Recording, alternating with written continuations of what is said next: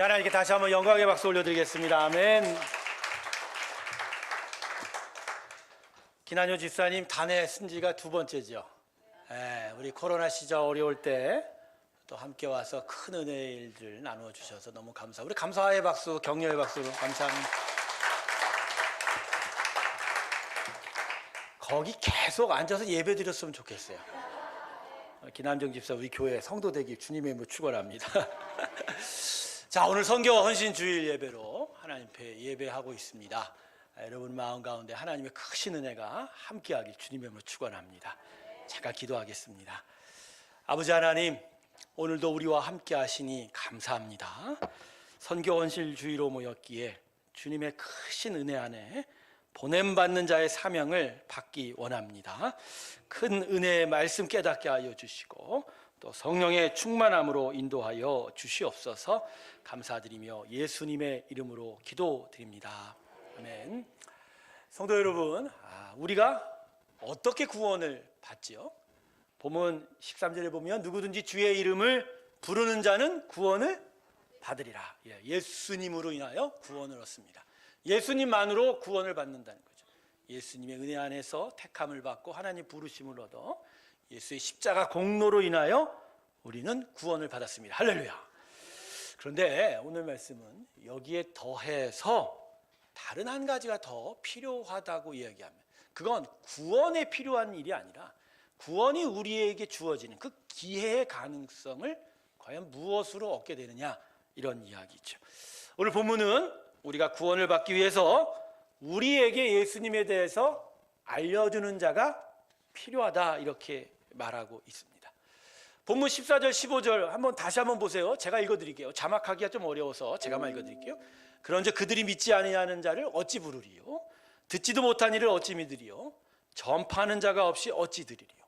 보내심을 받지 아니하였으면 어찌 전파하리요? 그러니까 예수님에 대해서 들어야 되는 거예요. 듣고 알아야 되죠. 그리고 그 듣고 아는 걸 통해서 구원을 얻을 수 있는 기회를 얻게 되는 거죠. 듣지도 못한 이가 어찌 믿으리요? 복음을 전하는 자가 있어야 우리가 구원을 받을 수가 있다라는 거죠. 그래서 여러분, 복음 전하는 거 너무나도 중요한 거네요. 복음을 전하여주고 알려주는 게 너무나 중요해요. 여러분, 그래서 많은 선교사들이 우리나라에 와서 병들고 초롱당하고 고생하고 심지어 죽으면서까지 우리에게 복음을 전한 이유가 바로 여기에 있는 거예요. 복음에 대해서 전해 들어야 구원을 얻을 수 있는 기회를 얻지 않습니까? 그래서 오늘 본문 15절의 마지막 부분이 이렇게 말씀하고 있습니다. 하나님께서 뭐라 얘기하십니까? 아름답도다 좋은 소식을 전하는 자들의 발이여. 이사야서의 말씀입니다. 하나님께서 아름답다고 하는 것은 그걸 인정하는 거예요. 귀하다. 너무너무 소중하다. 다른 어떤 거에 비해도 이건 너무나 귀한 것이다. 그게 바로 복음을 전하는 자들의 발, 그들의 소식을 전하는 자들이 바로 그렇게 아름답다고 칭찬받다는 것이죠. 제가 영국 런던에 한 6년 정도 목회를 했었습니다. 근데 런던의 북서부 지역에 불스트로스라고 하는 지역이 있어요. 근데 지금은 아마 작년에 매각이 됐는데 이전에는 웩 선교회라는 웩 인터내셔널 본부가 이 불스트로스 지역에 있었습니다. 그 건물의 외관은 마치 귀족성, 옛날에 중세 성을 방불케 하는 아주 웅장한 규모의 크기의 그런 건물이었는데, 한때 아시아와 아프리카 선교에 앞장을 섰던 웩 선교회의 역사를 다 고스란히 담고 있는 것이 바로 이곳이었습니다. 제가 6년 동안 런던 한인 일링교회를 다니했었는데 이곳에서 별로 멀지 않은 곳에 있어서 몇 차례 이곳을 방문할 기회가 있었습니다. 근데 제가 인상적으로 이것을 본 것이 있어요. 이곳에서. 그게 뭐냐면 이 지하 창고에 가면 오래되고 낡은 가방들이 몇십 개가 보관되어 있어요. 이 가방은 오래전에 외지로 선교 나갔던 선교사님들이 이제 자신의 모든 짐을 다 이 가방에 담아서 이 선교본부에 맡겨놓고 나갔던 그런 것들이었습니다. 근데 이 가방들이 저에게 큰 울림으로 다가왔던 건 이 가방의 주인들이 이 선교지에서 사명을 다하고 죽어서 다시 돌아오지 못했다는 거예요. 그래서 주인이 다시 와서 찾아갈 수 없는 잊혀진 가방들이 된 가방들이 많았다는 것이죠. 하지만 저는 이 가방을 보면서 그런 고백을 하나님께 했었어요. 하나님, 사람은 잊을 수 있지만 하나님께서는 영원히 이 가방들과 이 주인을 기억하십니다. 영상을 이제 하나 보려고 그래요. 벌써 13년 전인데 2011년도에 김상철 감독이라는 분이 CGN TV에서 잊혀진 가방이라는 단편 다큐멘터리를 만든 게 있어요. 이게 이제 바로 제가 말씀드렸던 불스트로스 지역의 이 외 성교회에 이 남겨진 잊혀진 가방들에 대한 다큐를 만든. 여러분 잘 아시는 탤런트 김호중, 권호중 씨, 가수 이현우 씨가 이 영상의 프리젠터로 출연하고 있는데 길이가 45분이 돼요. 이거를 제가 좀 짧게 축약 편집을 했는데 화질이 10년 전 거라 그렇게 좋지는 않지만 좀 집중해서 보시기를 바랍니다. 앞에 불을 좀 꺼주셔야 돼요. 그래서 자, 영상 한번 보도록 하겠습니다. 이곳은 콩고의 동부 버니아에 있는 복음의료센터이다. 유일하게 수술이 가능한 병원. 이곳에 헬렌 노즈베어가 떠난 이후 30년 넘게 의료 봉사를 하고 있는 선교사 부부가 있다. 병원의 상황은 항상 환자들로 넘친다.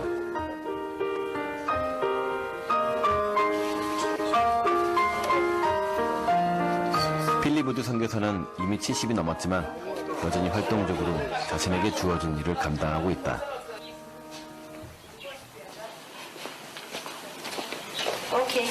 필립의 아내 낸시 우드 선교사이다.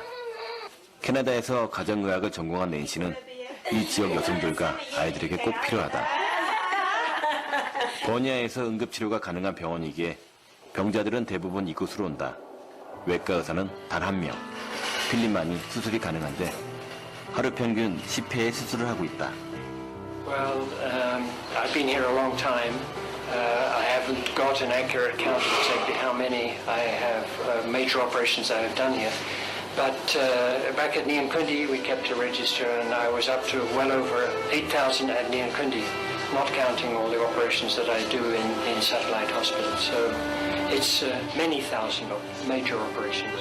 영국 출신의 외과 의사 필립과 캐나다 출신의 가정의학과 의사 낸시. 이들은 자신의 황금빛 미래를 다른 사람들을 위한 봉사로 바꾸었다. 도대체 무엇이 이것을 가능케 했을까?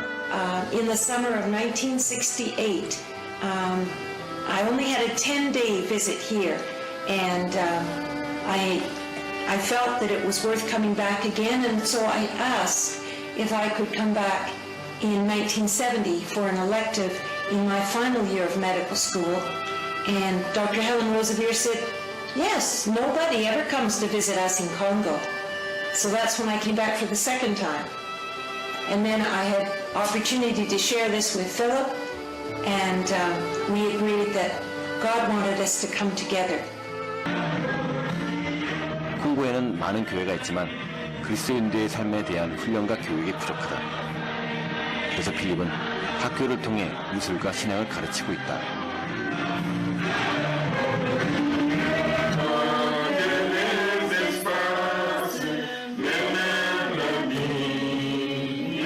아무런 기약도 없이 삶의 소중한 것들을 두고 온 필립과 낸시.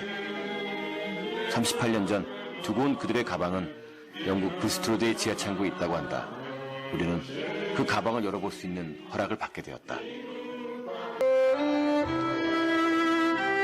무엇을 위해 이곳에 왔을까? 이제야 그 이유를 알 것 같다. 아낌없이 남을 위해 주는 삶. 그것에 진정한 행복이 있고 삶의 기쁨을 발견했던 것이다.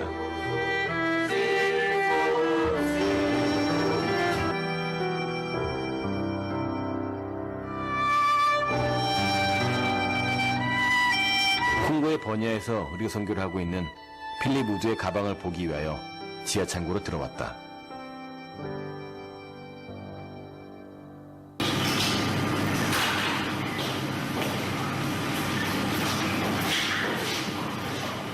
필립 우드의 가방이다.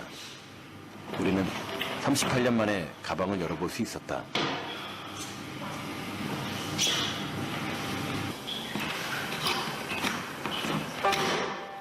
선교사 훈련을 받을 때 가져온 가방. 필립의 가방 속에 있었던 것. 캠브리지 의대 졸업장과 우수상장, 낸시와의 연애 편지.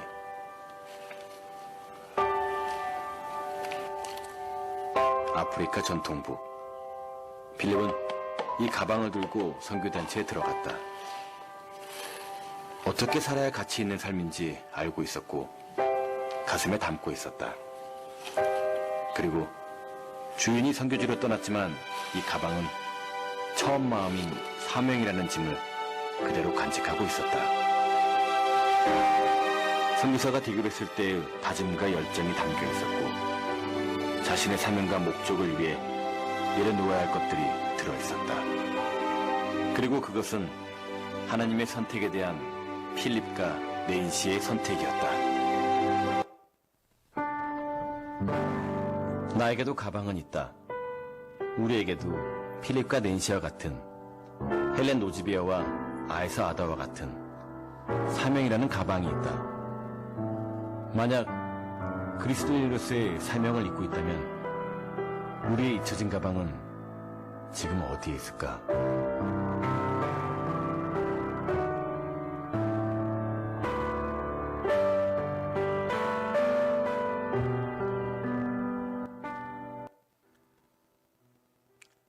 네.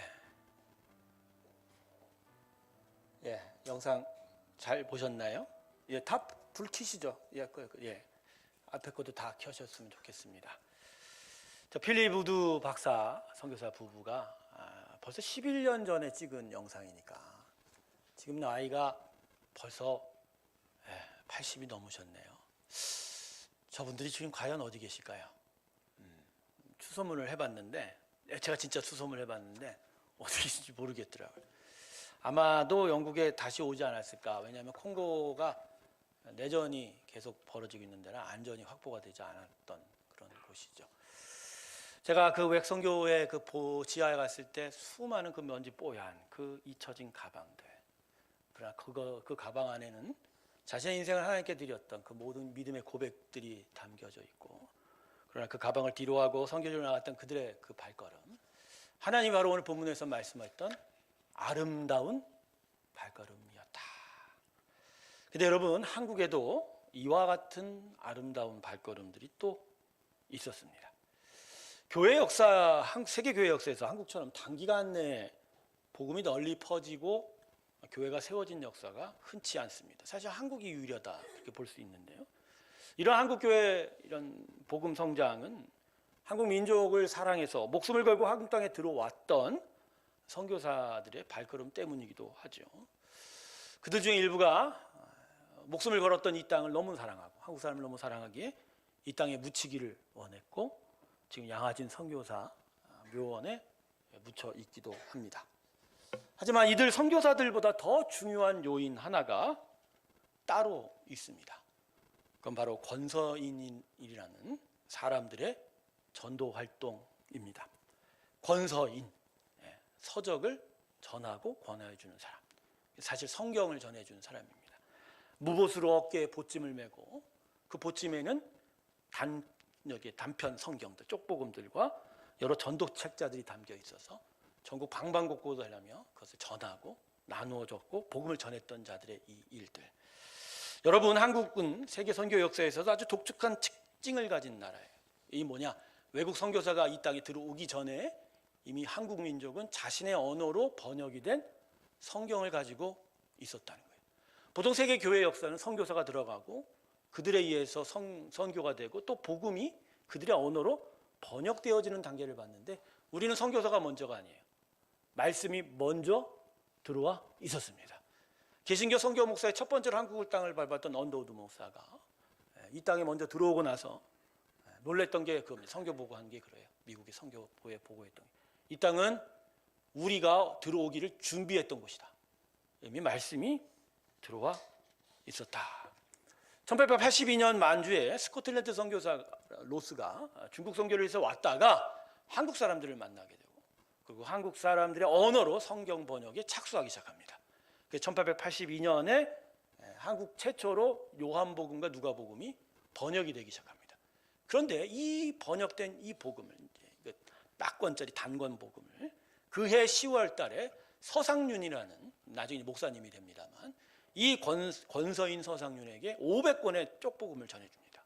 그 전도 소책자를 전해주고 이 서상윤이 이것을 보침으로 지고 만주에서 평안도 의주 땅으로 들어오기 시작하면서 한국의 선교사가 아닌 말씀이 먼저 들어오게 됩니다.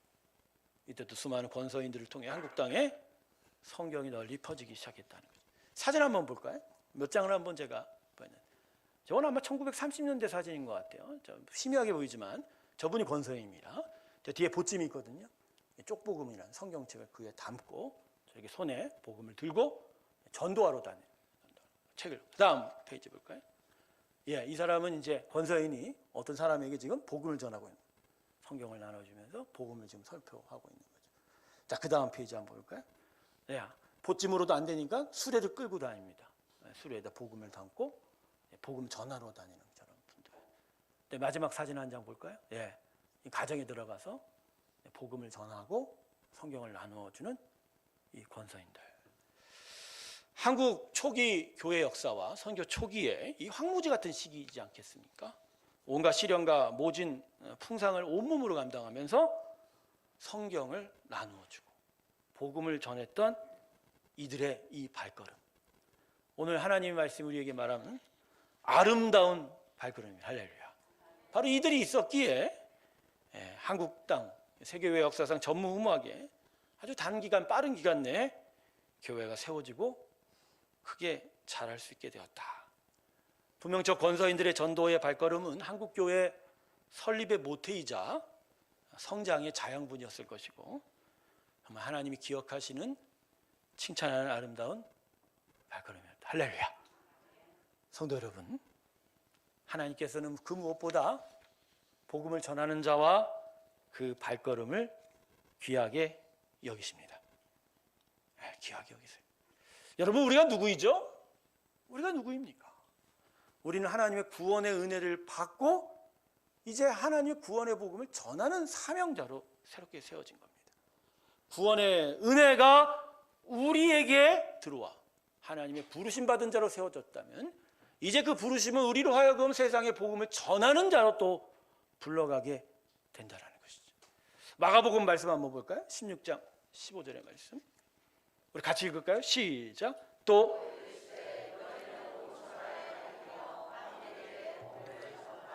네, 여러분 마가복음 16장까지예요. 바로 그 복음서 마지막 부분인 거예요. 예수님이 이 땅에 오셔서 온갖 모진 고난 가운데 십자가를 지시고 그다음에 부활하셔서 승리하시고 이제 승천하시기 전에 제자들에게 마지막 유언으로 남긴 것은 마가복음의 바로 이 말씀입니다. 뭐죠? 온 천하에 다니며 만민에게 복음을 그렇죠. 구원의 사람으로 나 새롭게 이제 복음 전하는 자의 사명을 가져라. 한 군데 더 보겠습니다. 마태복음 28장 18절에서 20절까지의 말씀입니다. 우리 다 같이 한번 읽습니다. 시작.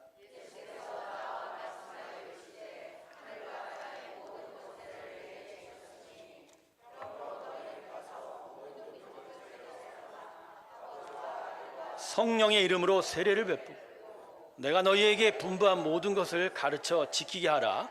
볼지어다 내가 세상 끝날까지 너희와 항상 함께. 아멘. 마태복음도 몇 장까지입니까? 28장까지. 그 맨 마지막 부분에 예수님이 승천하시기 전에 제자들과 이거 믿는 자들에게 사명을 주시는 거예요. 너희는 땅과 하늘의 모든 권세를 받았으니 나의 증인이 되고 복음을 전하고 제대로 제자를 삼는 귀한 일이 있어라. 네, 여러분, 예수의 사람은 구원의 사람으로 부름받은가 동시에 세상에 복음을 전하는 자로 또한 불렀습니다. 할렐루야. 우리는 우리가 누구인지 마음에 새겨야 합니다. 우리는 모이면 예배하는 자고 흩어지면 복음을 전하는 자들입니다. 예수의 십자가 은혜로 새롭게 태어난 우리들의 영적 새로운 DNA는 바로 이것이에요. 모이면 예배하고 흩어지면 복음을 전하고. 저를 따라합시다. 모이면 예배하고 흩어지면 복음 전하자. 할렐루야. 할렐루야. 아멘. 그래서 여러분, 교회는 무엇보다 복음 전하는 일에 최우선의 관심을 기울여야 합니다. 함께 예배하는 것과 함께 성도들을 자신의 삶터에서 복음을 전하는 자로 세우는 것이 교회 최우선의 가치다. 그걸 위해 성도를 가르치고 훈련시키고 준비시켜야 한다. 그래서 저는요, 교회는 예배실에 성도들을 모아두는 것만이 아니라 오히려 더 중요한 사명이 성도들을 세상에 보내는 일에 있다라는 것이죠. 저는 교회 사명이 모으는 게 아니라 보내는 것에 더 있다고 생각합니다. 사실 성도 모으는 건 우리가 합니까? 오늘 여러분 여기 있는 분들이 밖에 나가서 맨날 몇 시간을 한번 해보세요. 우리 힘으로 됩니까? 전도가? 모으는 건 누가 하세요? 하나님이 하시죠. 그러나 보내는 건 교회를 통해서 하나님이 하십니다. 할렐루야. 교회가 해야 할 일이 바로 성도들이 그들의 삶의 터전에서 복음을 전하는 아름다운 발걸음으로 세워지도록 그걸 가르치고 준비하고 훈련시켜야 된다. 저는 교회가 타락하고 부패하는 이유가 바로 이 부분에 있다고 생각합니다. 교회가 성도들을 모으기만 했지 세상으로 안 보낸 거예요. 그냥 이 안에서 숫자만 늘어나기를 바랬지 진짜 그들의 삶의 터전에서 복음 전하는 일에 우리가 정말로 관심을 기리고 그들을 가르치고 그들을 준비시키고 훈련시키고 보냈냐? 성령이 우리 안에 들어와 예수의 복음이 들어오면 생명의 역동함이 있습니다. 할렐루야. 이 안에서 꿈틀거려요. 여러분, 산 거는 움직이는 거예요. 그 나를 움직이게 하는 거예요. 예배실에만 가둬두는 게 아니라 나의 인생을 나의 삶터에서 내 입이 벌어지고 내 손과 발이 움직이면서 그들에게 하나님의 복음을 전하고 하나님의 나라의 일들을 이뤄가게 하는 거죠. 근데 그런 일들을 가르치지 못하니까 이 안에서만 가둬져 있는 거예요. 여러분, 이러면 그 역동함이 다른 곳에서 다른 부작용을 만들어내요. 서로 갈등하고 싸우고 분열하고 상처를 당하고 고통을 당하고 교회를 떠나고 교회를 미워하기까지. 여러분, 이게 도대체 무슨 일인가요? 아니, 하나님께는 예수 믿게 해서 예수를 전하게 하는 것에 사명을 주셨는데 우리들의 잘못된 교회들이 도리어 성운도의 영혼을 잠재우고 하나님을 떠나게 만들었다. 근데 여러분, 이 일은 이미 구약에 이스라엘 백성들에게 계속 반복되어 온 일이지 않습니까? 여러분, 하나님께서 이스라엘 백성을 하나님의 선민으로 선택한 민족으로 먼저 세우셨죠. 근데 그 목적이 그들에게만 복을 주려고 한 건가요? 아니죠. 이스라엘 백성을 먼저 하나님의 백성으로 택하여 그 가나안 땅에 세우시고 그들이 거룩한 제사장으로서 거듭나고 그래서 그들을 통해서 온 세상과 열방이 하나님께 되돌아오는 것이 바로 구약 이스라엘 백성의 사명인 거죠. 근데 그들은 우상을 먼저 섬겼어요. 우상을 섬기는 바로 하나님을 대적하고 하나님을 버려 그 사명을 이루지 못했죠. 예수님이 이 땅에 오신 것도 마찬가지입니다. 그분은 육체의 후손으로는 이스라엘 사람들에게 왔어요. 바로 이스라엘 사람들이 먼저 예수를 믿고 그래서 새로운 복음으로 온 땅에 그 조상에게 주었던 그 사명, 복음 전하는 사명을 이루기를 원하셨는데 이스라엘 백성은 오히려 오신 예수님을 십자가에 못 박아버렸다. 예루살렘에 세운 초대교회도 마찬가지입니다. 성령으로 세워진 교회가 복음을 땅끝까지 전하기에 집중했어야 됐죠. 근데 초대교회는 예루살렘 성 밖으로 단 한 발자국도 나가지 않았어요. 대신 무슨 일이 일어났죠? 내부적으로 헤브리파, 헬라파로 싸우기 시작했어요. 사도행전 2장을 보십시오. 43절에 48절까지 보면 그들이 예수를 믿자 서로 재산을 통용하고 서로를 사랑하고 정말 아낌없이 베푸는 일이었지만 그것이 곧 사도행전 3장을 채 넘어가지 못해서 사도행전 5장 6장을 넘어가면서 서로 주니 못 주니 더 받았니 안 받았니 그걸로 싸우기 시작합니다. 온 세상을 향한 하나님의 구원의 역사가 계속하여 사람들에 의해서 막히고 닥쳤던 거예요. 우리들의 잘못된 교회가 불순종하고 성도들의 자기 사랑에 의해서 하나님의 길이 열리지 못했다. 여러분, 이제 교회는 성도들을 세상에 보내는 일에 집중해야 합니다. 할렐루야. 그래서 그들 안에 역동하는 그 성령의 생명, 복음의 생명력이 온 세상에 퍼지도록 해야 한다. 제가 이번 1박 2일로 우리 청년부수련회를 잘 갔다 왔습니다. 이번에 청년들하고 제가 전했던 건 뭐 그들 안에 마음 안에 무슨 믿음의 일들, 뭐 기도해라 이런 차원의 일이 아니었어요. 제 안에 계속적으로 복음의 이 생명력들이 과연 무엇인가 고민하다가 이번에 우리 청년들에게 일터와 그들의 사명과 하나님 나라를 어떻게 세워야 될지에 대해서 같이 은혜를 나누고 가르쳤습니다. 그들에게는 교회는 그냥 예배처로 와서 함께 예배하는 일들에 대한 이야기였었어요. 그냥 우리 청년들은 새롭게 배웠어요. 아니다. 일주일에 기껏해 여기 와 있는 한 시간이 중요한 게 아니라 너희들의 삶의 대부분의 시간을 보낸 그 일터에서 너희 하는 일에서 하나님의 나라를 세워가는 게 중요하다. 그것을 위해서 너희는 교회에서 준비하고 보냄받아야 되고 너희가 오히려 거기서 하나님의 영광을 세워가라. 그래서 제가 이제는 너희들을 교회 안에 안 가두련다. 자꾸 너희들과 함께 밖으로 나가겠다. 정말로 복음을 전하고 하나님의 사람으로서 하나님의 영광을 드리는 그런 청년들이 되라. 저는 우리 새롭게 성도들도 그랬으면 좋겠어요. 여러분 이 안에 갇혀진 자 되지 않기를 주님의 이름으로 축원합니다. 제가 요새 많이 깨닫고 회개합니다. 여러분들의 예배실 안에 숫자만 늘어놓는다고 뭐가 되겠습니까? 뭐가 되냐고요? 아니에요. 우리는 모으는 자가 아니라 뭐 하는 자예요? 보내는 사람들이에요. 여기 있는 모든 사람들을 여러분의 상토로 보내야 돼요. 그래서 복음을 전하는 자. 여러분 선교사 목사되라는 게 아니에요. 여러분의 일을 계속 하세요. 그 일의 의미가 달라지고 가치가 달라져 있고 여러분이 거기서 만나는 사람들 여러분이 하는 일로 예수를 전하는 인생들이 되시길 주님의 이름으로 축원합니다. 그걸 가르쳐야 되는 거예요. 그걸 배우게 해야 되는 거예요. 그것이 바로 교회의 사명이다. 새롬교회 성도 여러분, 이제부터 우리 새롬교회는 성도들을 세상으로 보내는 교회가 됩시다. 네. 모으기만 하는 게 아니라 어떻게 하죠? 보내는 교회가 됩시다. 세 가지의 사명이 우리한테 있는 거예요. 첫 번째, 우리는 가서 전하는 자가 되어야 된다. 가서 전해라. 교회의 첫 번째 사명은 바로 이 보내는 거에 있음을 우린 기억해야 합니다. 보내는 일이 없으면 전하는 사람이 없을 거고, 전하는 사람이 없으면 누구든지 들을 수가 없는 거고, 듣지 못하면 믿을 수 없는 거라는 거예요. 여러분, 여러분의 삶의 터전에서 가서 전하는 자 되시길 주님의 이름으로 축원합니다. 두 번째, 이제 새롬교회는 선교사를 파송해야 합니다. 그리고 계속적으로 선교 사역을 도와야 합니다. 우리 모두가 다 복음 전하는 자가 되어야 하지만, 그러나 선교 오지나 이런 지역을 가서 복음 전하는 자로 다 설 수는 없는 거죠. 일부가, 우리 중에 일부가 선교사가 되어야 되겠죠. 그렇지만 그 선교사들 혼자 나갈 수는 없죠. 우리들이 보내야 하고 우리들이 지원해야 되고 우리들이 함께 세워야 하는 줄로 저는 믿습니다. 현재 새롭교회가 협력 선교사 5분을 약간의 재정적 지원만 하고 있어요. 그러나 이것으로는 충분하지 않습니다. 정말 우리가 보내는 교회, 선교하는 교회, 전도하는 교회가 된다면 우리 안에서도 선교사 파송하는 일이 나타나야 될 줄로 믿습니다. 선교전도위원회에서 무지막지한 선교 목표를 걸었습니다.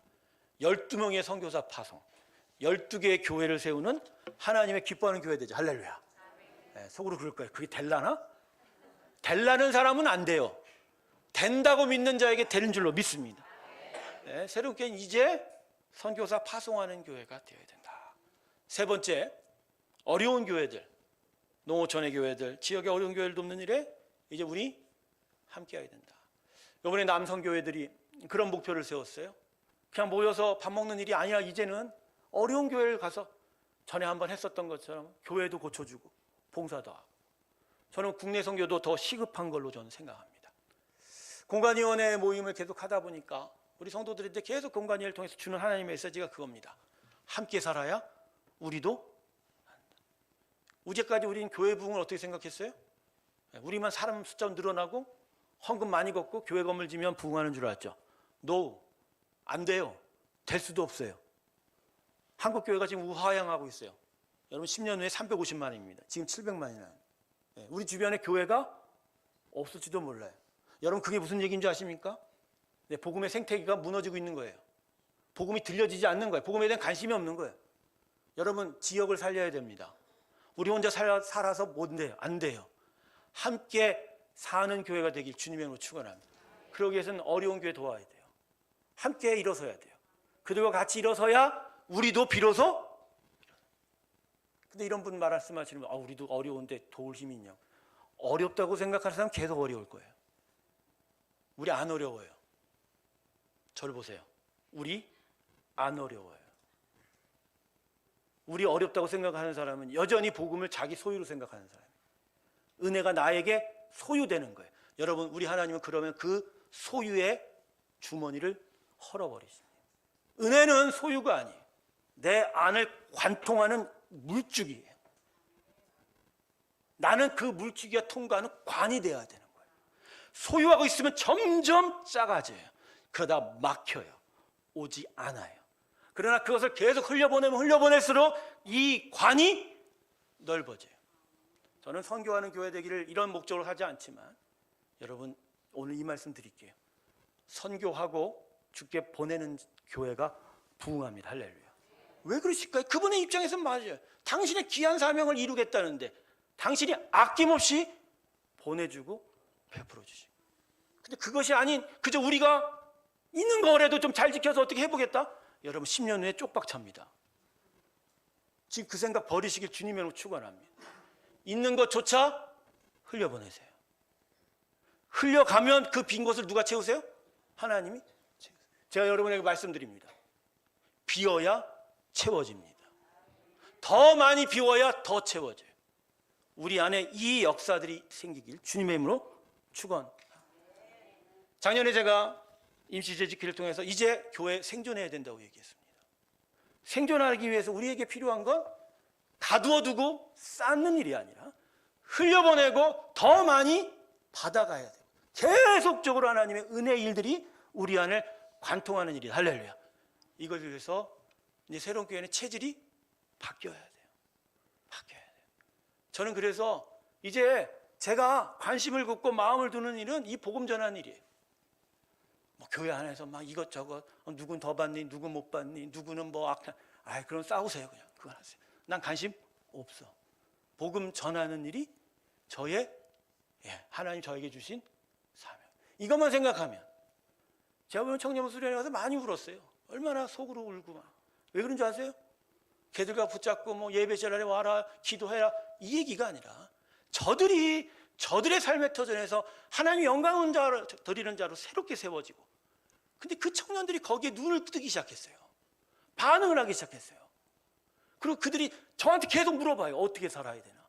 무엇을 위해 살아야 되나? 어떤 일을 해야 되나? 이거다. 우리 청년들에게 이 비전이 있기를. 할렐루야. 여러분, 이것을 위해서 우리 교회에도 마찬가지예요. 저는 여러분에게 비전을 주십니다. 여러분, 성령의 권능을 받아 비전 받으시 주님의 이름으로 축원합니다.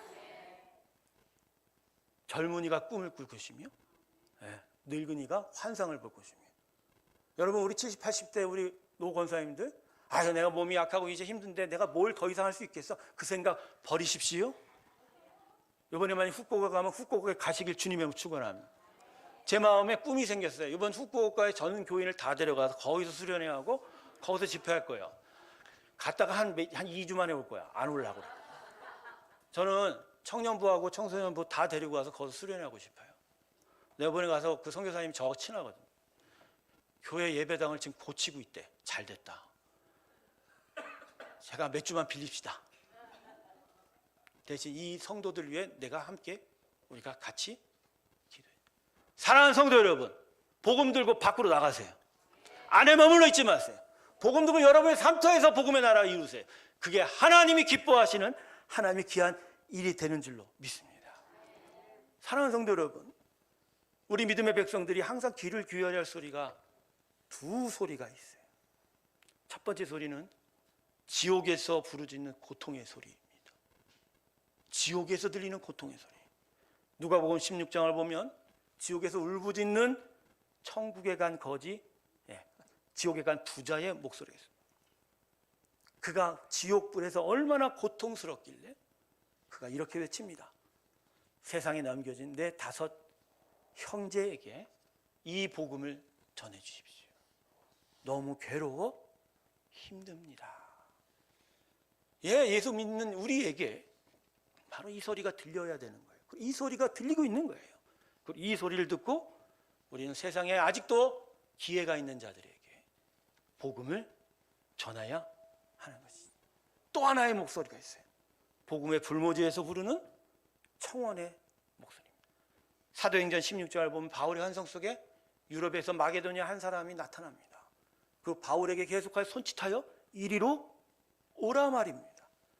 결국 바울은 그 청혼의 소리에 응답하여 지중해를 건너 유럽 땅으로 들어가 결국 복음이 전 세상에 전파되는 일이 있었다. 여러분, 이제 들으셔야 돼요. 여러분에게 부르짖는 소리를 말입니다. 복음이 없고 복음을 받지 못하고 복음이 없어서 고통당하는 사람들의 심령의 그 소리 말입니다. 그 소리가 오늘 여러분에게도 나에게로 오라 말입니다. 내게 복음을 전해달라.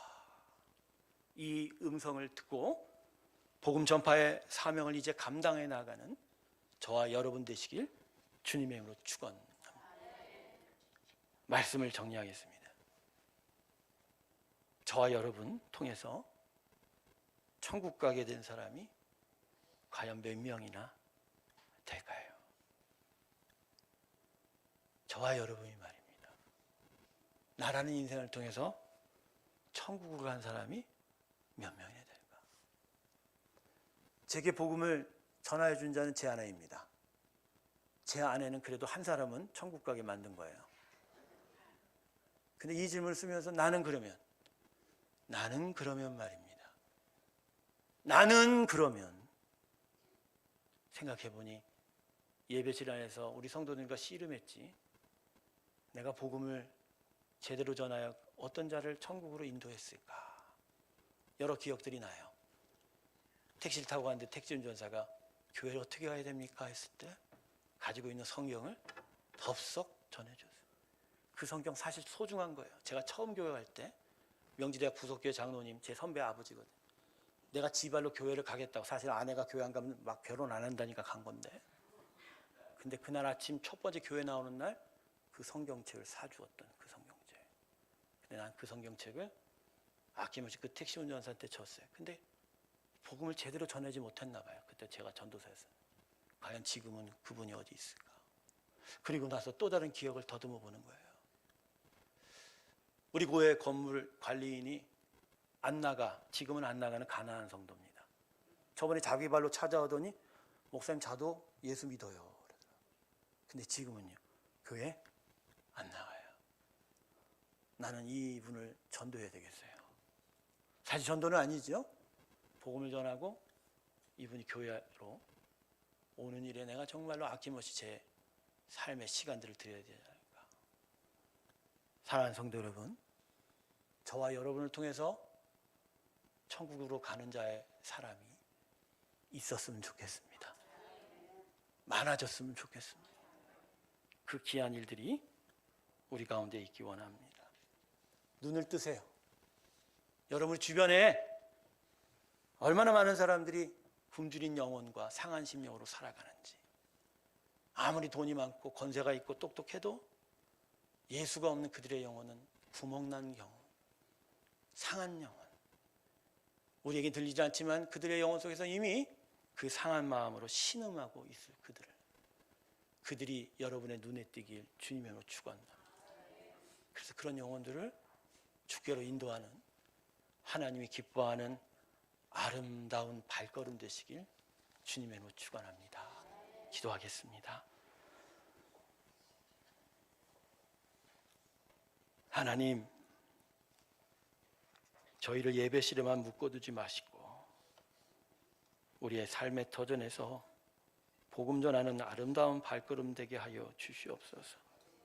굶주린 영혼, 상한 심령들의 모습을 이제 내가 눈을 떠서 보게 하시고 그들의 신음하는 소리와 자신들에게 오라 하고 하는 청혼의 목소리에 귀를 기울여 복음을 전하는 우리가 되게 하시고 교회 되게 하여 주시옵소서. 감사드리며 예수님의 이름으로 기도드립니다.